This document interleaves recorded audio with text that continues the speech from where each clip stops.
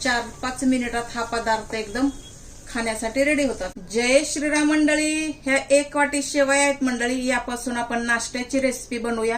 माझ्याकडे एवढ्या शेवया आहेत, तुमच्या परिवाराप्रमाणे तुम्ही शेवया घ्या किती घेणार आहात। या पदार्थासाठी साहित्य बघून घ्या मंडळी।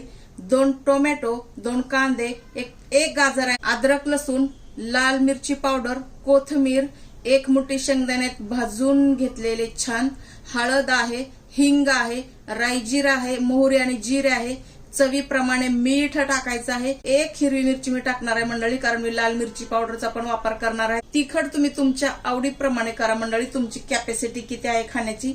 चला आपण कांदे आणि टोमॅटो कापून घ्यायचे आहेत आणि लसूण आणि अद्रक बारीक बारीक कापून घ्यायचा आहे। चला सुरुवात करायची मंडळी। जेव्हा पण आपण कांदे कापू, जो आतला हा भाग हा टेस्टलेस असतो, यामध्ये अजिबात टेस्ट नसते, मेन काढून टाकायचा आणि त्यानंतर आपण कांदे कापायचे आहेत मंडळी। कांदे कापताना आपण